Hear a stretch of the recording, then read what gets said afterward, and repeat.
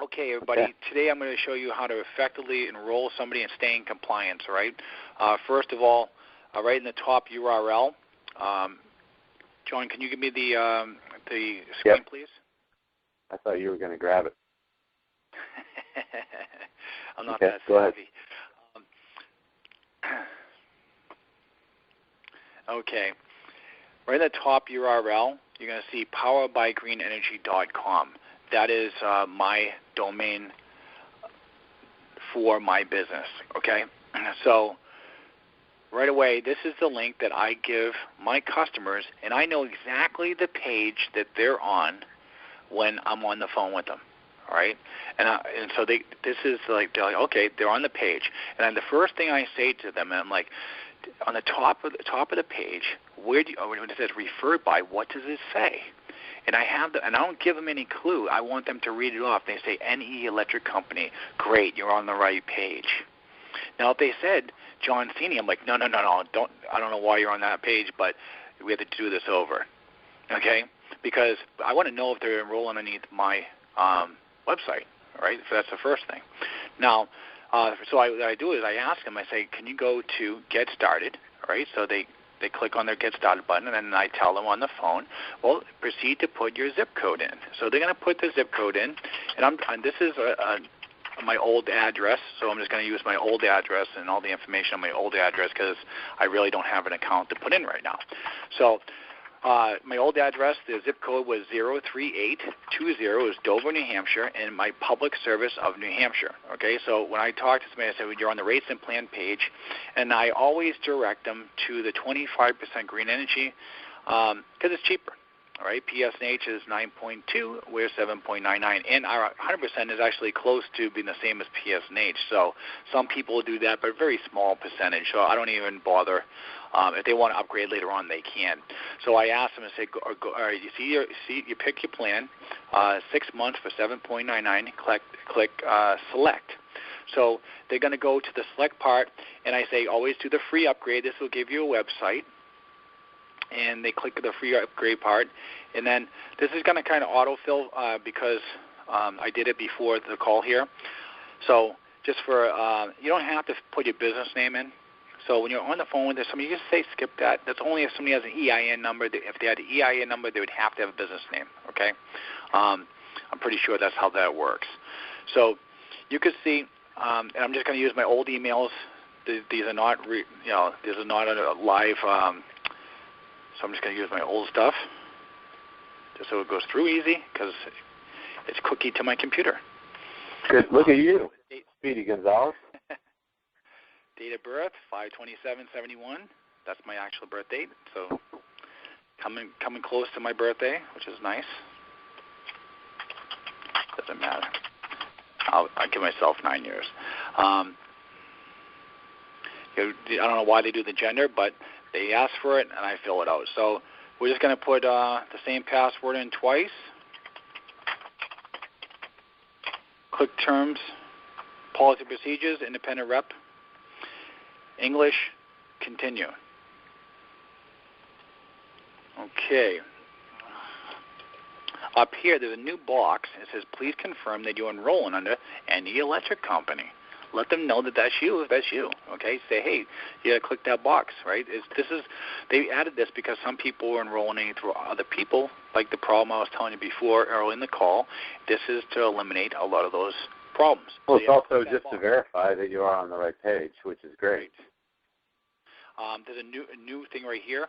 Are you currently participating in an electrical assistance program? If somebody's getting paid by the government or assistance, if there's a yes, the enrollment process will stop.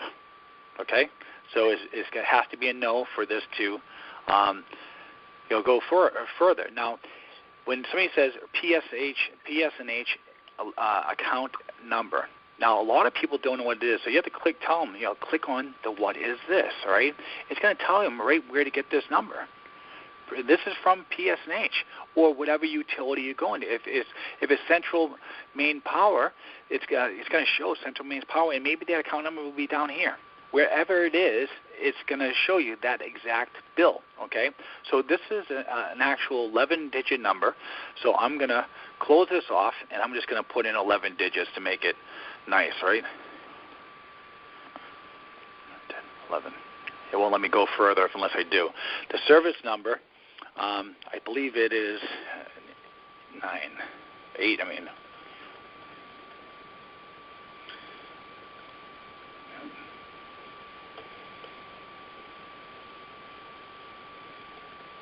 Okay, it's 9. The name key, now, again, on the service number, you're going to see it's usually right by the address down here, okay, on this bill, service reference number. They're going to ask you exactly what they want for it. Sometimes they only ask for a pod number if you're in Connecticut. It just matters the utility that they're looking for. The name key, another thing that Public Service in New Hampshire has, is usually, for me, mine is VIGE, okay? And it's usually the first 4 of their last name. See how it's Jane Smith, S-M-I-T, S-M-I-T. There is a little glitch here, okay? If you were to enroll somebody named Lee, L-E-E, you still need to put a 4-digit thing. So if it was Lee, right, and you were to put L-E-E, I guarantee that account will be rejected, okay? So what you want to do is go space once, then L-E-E, all right? If you space before the L, it's actually 4 digits, and it comes out perfect. I actually taught corporate that. They didn't know why that happened a year and a half ago, and I figured it out. So it was a big trial and error process we had to go through when we first started. Now, if you're I think you can also add a space after the Lee, because I've had several name key rejections. Sure. And, they just added a space at the end, or a dash. I'm not sure, one or the other. Right. Now, here is another big challenge right now when people sign somebody up. Just say you're a husband and wife couple, all right? But my bill is in my wife's name. Now, my name is Henry. My wife's name is Rachel. Now, my rep ID, a lot of people say, oh, it's the same information. No, it's not. On the bill, it's Rachel. So I could not put Henry here. I would have to put Rachel, all right? All her information, it's the same address. I put my telephone number. You have to put her telephone number, because it's whatever the count. If the account's under your home number, that's where you put it. If the account's underneath her cell phone, that's where you put it. If it's under your home phone, your cell phone, that's the number you would put. The email doesn't really matter. The email doesn't matter where you which one you put in there. It doesn't really match the bill, okay? Then what you do is you have to put Rachel's last 4, okay? So, and then her date of birth would go in this number, not yours. It's whoever's name is on the bill. If it is all your information and the bill is yours, you click this button and you see how it auto-filled, and then I would put my last 4 and my date of birth, 5/27/71, and then you agree. I'm not going to click it because I don't want to do a false account in the company. At that point in time, it is a good account.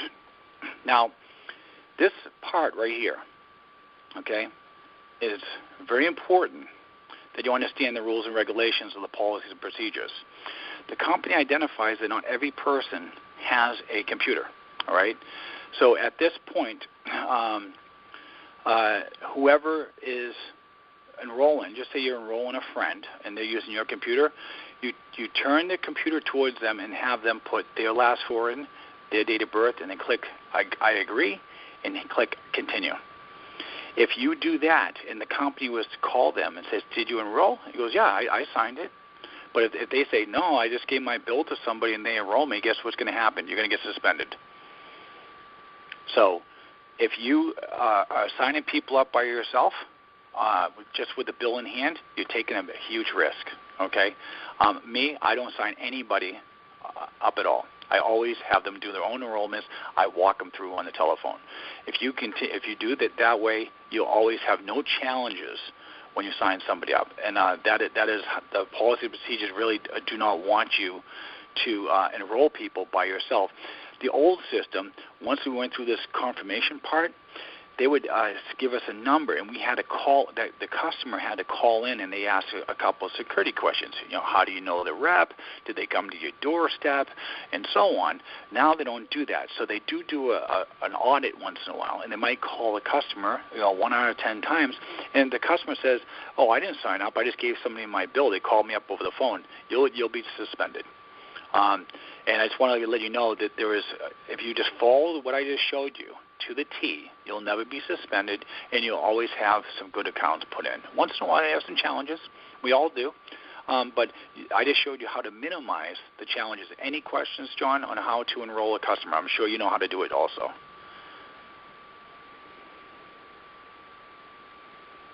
Any questions, anybody? Okay. Doesn't look like it.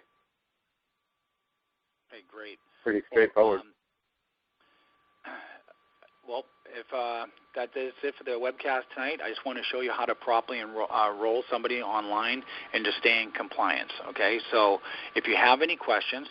Now we have a question. Now you have a question? Yeah, do you see Mary Ann's question?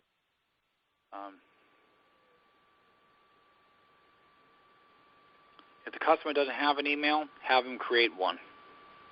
The biggest flag for corporate, and a lot of people do this stuff, email and I'm picking on somebody on this line here too, so email at email.com, all right? If corporate was to see all this stuff, what it just showed somebody is you don't know the person and you don't know their email. Maybe I should call that person and see if they well, it takes 2 seconds to go into Gmail and create an account. If your relative, let's say your Uncle Fred, you could do UncleFred@gmail.com. Boom, done. You got a free email. It's set up. Whether he wants to check it or not, it's in place and it's active, and the company can send email there. So that is one more check that you can cover if you are entering it for somebody else. So that's important to know. Right. Janet, to answer your question, whoever the bill is, when you enroll somebody, this is the simplest format, so everybody is very clear.